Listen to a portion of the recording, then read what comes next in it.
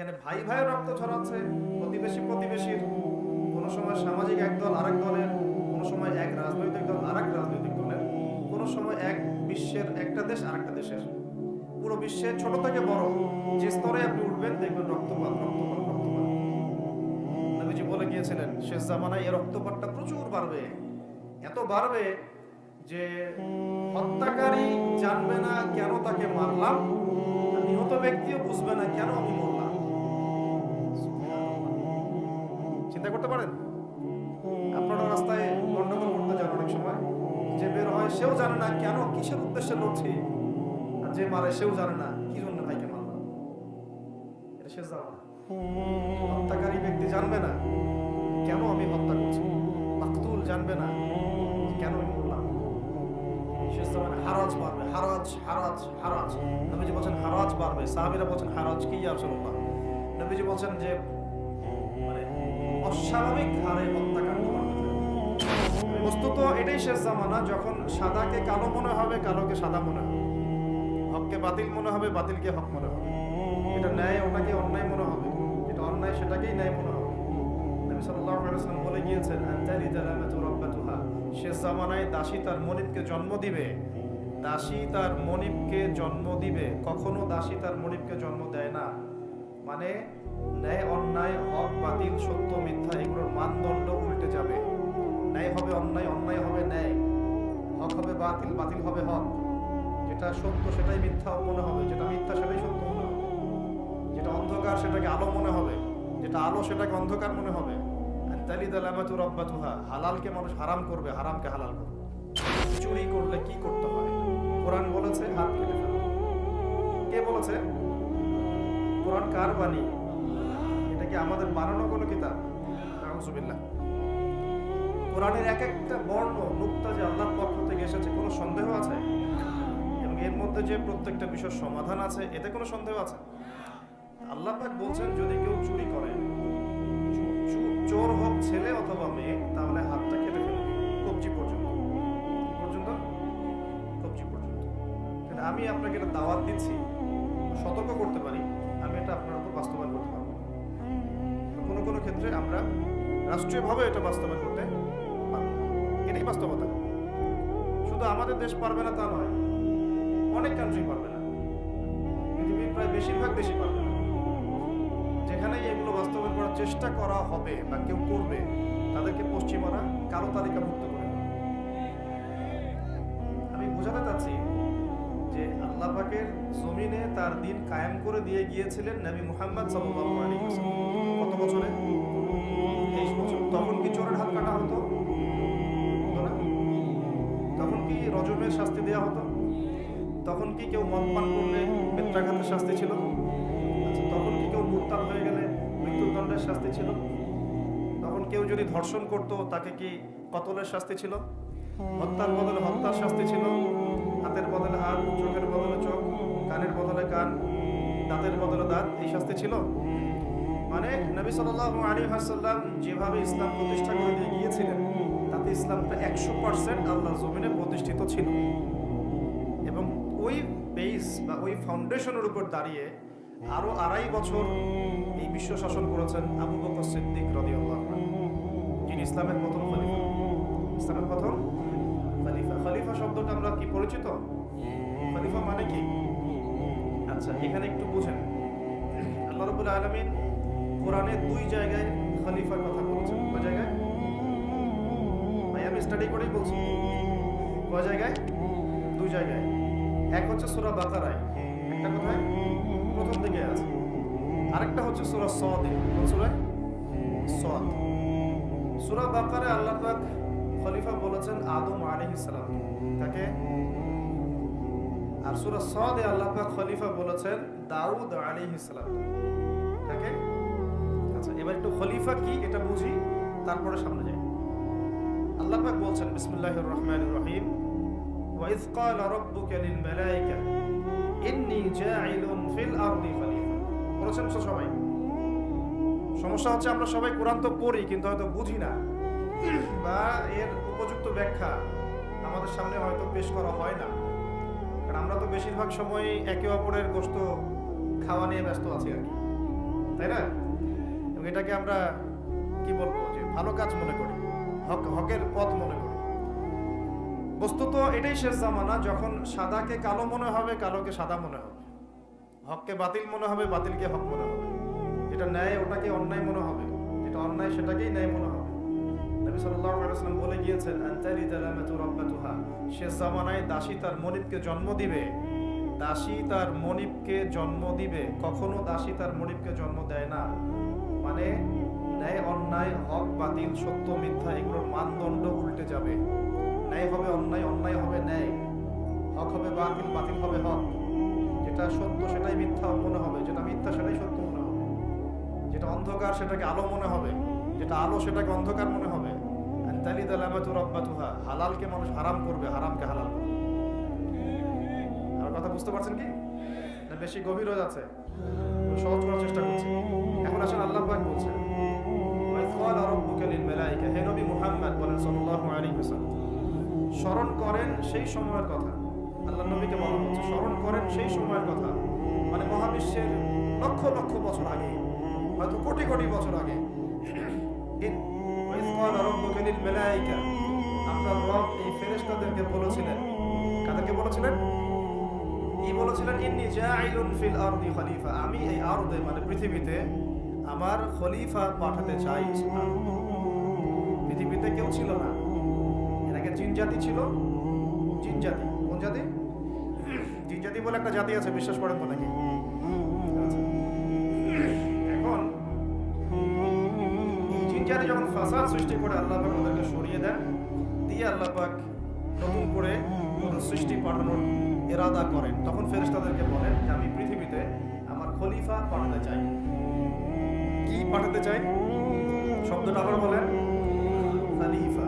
এবার আসেন, তো ফেরেশতারা বলেন আতাজআলু ফিহা, আপনি কি এমন কাউকে সেখানে পাঠাতে চাচ্ছেন, মাইয়ুফসিদু ফিহা, যে পৃথিবীতে গিয়ে ফাসাদ সৃষ্টি করবে, দাঙ্গা হাঙ্গামা ফাসাদ সৃষ্টি করবে, ওয়াসফিকুদ দিমা, এবং একে অপরের রক্ত ঝরাবে, রক্তপাত ঘটাবে। ওয়ানাহনু নুসাব্বিহু বিহামদিকা ওয়া নুকদ্দিসু লাক, অথচ আমরাই তো আপনার প্রশংসা করি, তাসবিহ পাঠ করি, কি প্রয়োজন? আপনি কি এমন কাউকে পাঠাতে চাচ্ছেন যে পৃথিবীতে গিয়ে দুইটা কাজ করবে? ফেরেশতারা বলেছেন কয়টা কাজ করবে? এক, বলেন, ফিতনা ফাসাদ সৃষ্টি করবে। দুই, একে অপরের রক্তপাত ঘটাবে। পুরো বিশ্বের দিকে তাকায় দেখবেন এবার, এই মানব জাতি এই দুইটা কাজ করতেছে, হয় ফিতনা ফাসাদ সৃষ্টি করতেছে অথবা রক্তপাত ঘটাচ্ছে। এখানে ভাই ভাইয়ের রক্ত ঝরাচ্ছে, প্রতিবেশী প্রতিবেশীর, কোনো সময় সামাজিক এক দল আরেক দলের, কোনো সময় এক রাজনৈতিক দল আরেক রাজনৈতিক দলের, কোনো সময় এক বিশ্বের একটা দেশ আরেকটা দেশের। পুরো বিশ্বে ছোট থেকে বড় যে স্তরে আপনি উঠবেন দেখবেন রক্তপাত, রক্তপাত, রক্তপাত। নবীজি বলে গিয়েছিলেন শেষ জামানায় এই রক্তপাতটা প্রচুর বাড়বে, এত বাড়বে যে হত্যাকারী জানবে না কেন তাকে মারলাম, আর নিহত ব্যক্তিও বুঝবে না কেন আমি মরলাম। চিন্তা করতে পারেন? আপনারা রাস্তায় গন্ডগোল করতে যান, অনেক সময় যে বের হয় সেও জানে না কেন, কিসের উদ্দেশ্যে লড়ছি, আর যে মারে সেও জানে না কি জন্য তাকে মারব। হত্যাকারী ব্যক্তি জানবে না কেন আমি হত্যা করছি, মাকতুল জানবে না যে কেন আমি মরলাম। শেষ জামানায় হারাজ বাড়বে, হারাজ হারাজ হারাজ। নবীজি বলছেন হারাজ বাড়বে, সাহাবীরা বলছেন হারাজ কি ইয়া রাসূলুল্লাহ? নবীজি বলছেন যে মানে অস্বাভাবিক হারে হত্যাকাণ্ড বাড়তে থাকে। ওই খেলাফত থেকে খলিফা এই শব্দটা নিয়ে কথা বলছি। আমি আবু বকর সিদ্দিকে ছিলাম রাদিয়াল্লাহু আনহু। ফেরেশতারা বলছেন আপনি কি এমন কাউকে পৃথিবীতে পাঠাতে চান গিয়ে রক্তপাত ঘটাবে অথবা ফাসাদ সৃষ্টি করবে? যেটা বললাম এখনকার বিশ্বে দুটোই আমাদের কাজ। তো আল্লাহ পাক বলছেন ইন্নী আ'লামু মা লা তা'লামুন, ইন্নী আ'লামু মা লা তা'লামুন, দেখো আমি যা জানি তোমরা সেটা জানো না। মানে আমার কিছু শুকরগুজার বান্দা থাকবে যারা এরকম ফিতনা ফাসাদ করবে না এবং রক্তপাত ঘটাবে না, তাদের জন্যই আমি প্রস্তুত করেছি জান্নাতুল ফিরদাউস। তো এখন ফেরেশতাদের মতামত আপনারা শুনলেন, আল্লাহ পাকের কথাও শুনলেন। এখন আল্লাহ রাব্বুল আলামিন তার খলিফা হিসেবে সৃষ্টি করলেন তার নিজ হাতে আদম আলাইহিস সালামকে। প্রথম মানবকে, তিনি নবীও হলেন, তিনি প্রথম মানব এবং তিনি খলিফা। এখন আদম আলাইহিস সালামকে তার স্ত্রী সহ জান্নাতে থাকতে দেওয়া হলো। এই ঘটনা আপনারা জানেন। ইবলিস এসে প্ররোচিত করলো। তার আগে ইবলিসকে বলা হয়েছিল সেজদা করো, সবাই সেজদা করলো, ইবলিস করলো না। মনে আছে? এটা তো আপনারা জানেন। ওইদিকে আমি আর ওই জন্য সময় নষ্ট করছি না। ইবলিস সেজদা না করে কাফের হয়ে গেল। আর আদম আলাইহিস সালাম এবং হাওয়া আলাইহিস সালামকে জান্নাতে থাকতে দেওয়া হলো। বলা হলো যে এখানে থাকো, কিন্তু ওয়ালা তাকরাবা হাদিহিশ শাজারা, এই গাছের কাছেও যাবে না। ইবলিস ফুসলিয়ে ফাসলিয়ে তাদেরকে গাছের কাছে নিয়ে গেল। যেভাবে আমাদেরকে ফুসলিয়ে পাপের দিকে নিয়ে আসে, ঠিক এভাবেই। ঠিক আছে? এখন আমাদের পিতামাতা একটা ভুল করে ফেললেন। মানুষ মাত্র কি হবে? আমাদের পিতামাতা ভুল করে ফেললেন। এটাই তো হাদিসের ব্যাখ্যা যে কুল্লু বনি আদম খাত্তা, প্রত্যেকটা বনু আদমেরই কি আছে? ভুল আছে। খায়রুল খাত্তাইন আত-তাওয়াবিন, যারা তওবা করে তারা হচ্ছে উত্তম ভুলকারী। আমাদের পিতা কিন্তু ভুলের উপর অটল থাকলেন না। ইবলিস যেমন তার মতে অটল থাকলো যে আমি সেজদা করি নাই তো কি হয়েছে, খালাকতানি মিন নার ওয়া খালাকতাহু মিন তিন, আমাকে সৃষ্টি করেছেন আপনি আগুন দিয়ে, ওকে সৃষ্টি করেছেন মাটি দিয়ে। এটা ইবলিসের চরিত্র।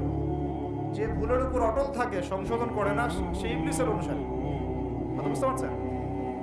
ইবলিস কি এখানে সঠিক ছিল? না, নাউযুবিল্লাহ, কখনোই না। আল্লাহ পাক তাকে আদেশ করেছেন, আদম কিসের তৈরি সেটা তো দেখার দরকার নেই। আল্লাহ পাক আদেশ করেছেন, বাস তোমাকে সিজদা করতে হবে। এখন আমরা যেমন আল্লাহ পাকের আদেশের সামনে অনেক সময় এরকম দলিল উপস্থাপন করি, এটা কেন করবো, এটা কেন করবো, তাই না? পর্দা কেন করবো, নামাজ কেন করবো, যাকাত কেন দেওয়া লাগবে, এগুলো ইবলিসের চরিত্র। আর ইবলিস চ্যালেঞ্জ করলো আল্লাহকে, আল্লাহ পাক তাকে বের করে দিলেন, ফাখরুজ মিনহা ফাইন্নাকা রাজিম, এখান থেকে বের হও, তুমি অভিশপ্ত। ওয়া ইন্না আলাইকা লা'নাতা ইলা ইয়াউমিদ্দিন, কিয়ামত পর্যন্ত তোমার উপর লানত, অভিশাপ। ও আবার চালাক, সে বলল যে আমাকে কিয়ামত পর্যন্ত অবকাশ দিন, আনদিরনি ইলা ইয়াউমি ইউবআসুন, আমাকে কিয়ামত পর্যন্ত অবকাশ দিন। আল্লাহ পাক বলেন ইন্নাকা মিনাল মুনদিরিন, যাও তুমি অবকাশ প্রাপ্তদের অন্তর্ভুক্ত একজন, ছেড়ে দিলাম তোমাকে, কিয়ামত পর্যন্ত হায়াত দেওয়া হবে। এবার সে বলছে ফাবিমা আগাওয়াইতানি, হে আল্লাহ, যে আদমের জন্য আপনি আমাকে বের করে দিলেন, আমি চ্যালেঞ্জ করছি। এবার ইবলিসের চ্যালেঞ্জটাও মাথায় লিখে রাখেন, মাথায় লিখে রাখেন।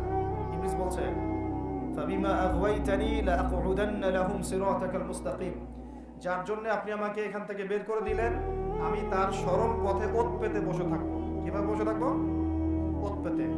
সুম্মা লাআতিয়ান্নাহুম মিন বাইনি আইদিহিম ওয়া মিন খালফিহিম ওয়া আন আইমানিহিম ওয়া আন শামাইলিহিম ওয়া লা তাজিদু আকসারাহুম শাকিরিন, আমি তাদের ডান দিক থেকে আসবো, বাম দিক থেকে আসবো, সামনে থেকে আসবো, পিছন থেকে আসবো, আপনি বেশিরভাগ আদম সন্তানকে শুকরগুজার পাবেন না। কে বললো এটা? ইবলিসের এই কথা সত্য না মিথ্যা বলেন? এখন সত্য হয় নাই? কিভাবে সত্য সেটা আরেকটা হাদিস থেকে দেখেন দলিল। আমি আর গভীরে ঢুকে যাচ্ছি। কিয়ামতের মাঠে আদম আলাইহিস সালাম, এই আদম আলাইহিস সালামই যখন উঠবেন, আদম আলাইহিস সালামকে আল্লাহ পাক ডেকে বলবেন তোমার সন্তানদের মধ্য থেকে জাহান্নামী জান্নাতি আলাদা করে দাও তো তুমি। আদম আলাইহিস সালাম বলবেন ইয়া আল্লাহ, কতজন জান্নাতি, কতজন জাহান্নামী? আল্লাহ পাক বলবেন প্রত্যেক হাজারে 999 জনকে জাহান্নামের জন্য আলাদা করে। এই হাদিসটা শোনার পরে সাহাবায়ে কেরাম রাদিয়াল্লাহু আনহুম খুব বিচলিত হয়ে পড়লেন। তখন নবী সাল্লাল্লাহু আলাইহি ওয়াসাল্লাম আশ্বস্ত করলেন যে ওই যে 1% জান্নাতি দেখা যাচ্ছে, এগুলো উম্মতে মুহাম্মাদের মধ্যেই বেশি হবে ইনশাআল্লাহ। তবে কোন উম্মতে মুহাম্মাদি যে নামাজ পড়ে না, রোজা রাখে না, যাকাত দেয় না, শরীয়তের বিধিবিধানের কোনো পরোয়া করে না, কুরআনটা পর্যন্ত তেলাওয়াত করতে চাচ্ছে না, সেই উম্মতে মুহাম্মাদি কথা বলা হচ্ছে কি? নাকি যারা নিজেদের জান, মাল, সময়, শ্রম সবকিছু ঢেলে দিয়ে দিনের জন্য নিজেকে নিবেদিত প্রাণ করে, কাদের কথা বলা হচ্ছে? এটা আপনারা নিজেরাই বোঝেন, আমার বোঝানোর দরকার নেই। এখন বোঝেন তাহলে পার্সেন্টেজটা কত হবে। তো ইবলিসের কথা তাহলে সত্য হলো। ইবলিস কি বললো? ওয়ালা তাজিদু আকসারাহুম শাকিরিন, বেশিরভাগকে আপনি শুকরগুজার পাবেন না। আল্লাহ পাক নিজেও এই কথা বলেছেন সূরা সদের মধ্যে, কালিলুম মিন ইবাদিয়াশ শাকুর, আমার শুকরগুজার বান্দা খুব কম হবে। একটা জায়গাতেও আছে। এখন আল্লাহ রাব্বুল আলামিন আদম আলাইহিস সালাম আর হাওয়া আলাইহিস সালামকে জান্নাতে রাখলেন। তারা যে ফল খেয়ে ভুল করে ফেললেন, আল্লাহ পাক তখন তাদেরকে সাথে সাথেই বের করে দেন নাই। সাথে সাথে বের করে দেন নাই, বরং ফাতালাক্কা আদামু মির রাব্বিহি কালিমাত, আদম আলাইহিস সালাম আল্লাহর কাছ থেকে কিছু কালিমা বা বাক্য শিখে নিলেন। সুবহানাল্লাহ। ফাতাবা আলাইহি, ওই কালিমা ওই বাক্য দিয়ে আল্লাহ আদম আলাইহিস সালাম তওবা করলেন। ওই কালিমা ওই বাক্য দিয়ে আদম আলাইহিস সালাম কি করলেন? তওবা করলেন। আবার বলছি, ফাতালাক্কা আদামু মির রাব্বিহি কালিমাত, আদম আলাইহিস সালাম তার রবের কাছ থেকে কিছু কালিমা শিখে নিলেন। ফাতাবা আলাইহি, ওই কালিমা দিয়ে আল্লাহ রাব্বুল আলামিনের কাছে তিনি তওবা করলেন। ইন্নাহু হুয়াত তাওয়াবুর রহিম, এবং আল্লাহ পাক তওবা কবুল করে তাকে মাফ করে দিলেন। ওই বাক্যটা কি ছিল সেটা একটু শুনি। ওই বাক্যটা ছিল রব্বানা, আমার সাথে বলেন, রব্বানা যালামনা আনফুসানা ওয়া ইন লাম তাগফির লানা ওয়া তারহামনা লানাকুনান্না মিনাল খাসিরিন।